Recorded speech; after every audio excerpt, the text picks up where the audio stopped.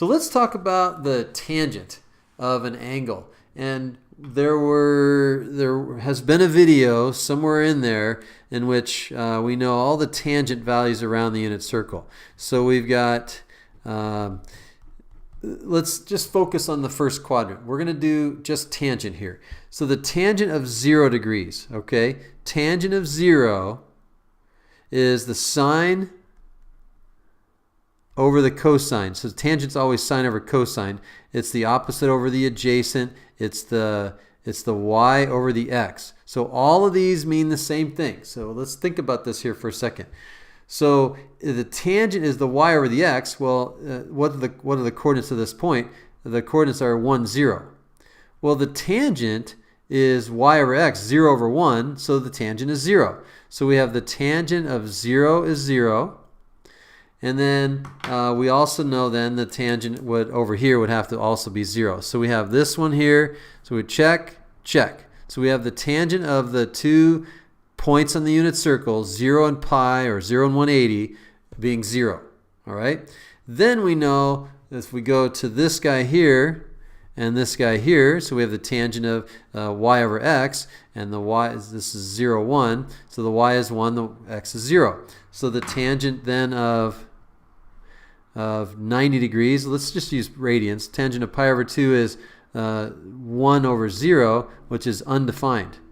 So the tangent of pi over 2 as well as 3 pi over 2, those are undefined. And then let's talk about these angles here. The tangent there would be y over x. Since the y and the x are the same, tangent's 1. So here the I'll just label the circle. Tangent's 1 there and 1 there. Undefined, or DNE, does not exist at the top and bottom. The 45 degree angles, the tangent's 1. Tangent 0 on the x-axis. And then if we take these angles here, the tangent's negative 1. So we know that the tangent's either 0 or undefined, or plus and minus 1. That leaves us only with really 2 angles. The ones that are, so this group of angles here, that are all closest to the x-axis. That group of angles, that's the one that has pi over 6, and it has a denominator of 6, right? So the denominators of 6 in radians, the tangent has a value of radical 3 over 3. All right? Radical 3 over 3. So radical 3 over 3 there, radical 3 over 3 here, but negative, and then negative over here to negative radical 3 over 3. So when there's a 6, its tangent of anything with a 6 is 2 3's in it, radical 3 over 3. So it's plus or minus. So plus or minus with something with a 6, it's got 2 3's. And then that leaves the only other angle measures, which are the ones that are closest to the y-axis, not the x-axis.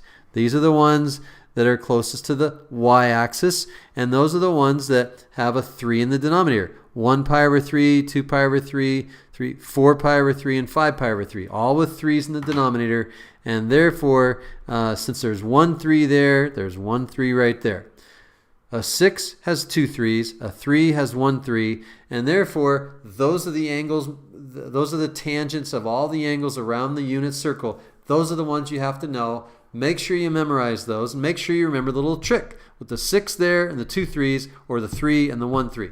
And let's relate that to number 7 above. So if we think about that little trick with the tangent, and if we had gone tangent, the route of the tangent in this problem over here, we could have said the tangent of theta is the opposite over the adjacent, which would be 3 over radical 3. And if we rationalize the denominator, we would get, this would come out to be 3. Those 3's would cancel, and we get tangent of theta equals radical 3. And if we think about what that means, the tangent of theta equals radical 3, that's the one that has a 3 in the denominator. And the pi over 3 equals 60 degrees. And so that's another way. We could have found that the angle that we saw listed here in problem number 7 had a measure of 60 degrees because the tangent is radical 3, and when the tangent is radical 3, the angle is 60 degrees. That's in the first quadrant, and we can find the other angles in the other quadrant. Let's use that same strategy here for number 8, and we will go ahead and do number 8 in the next video.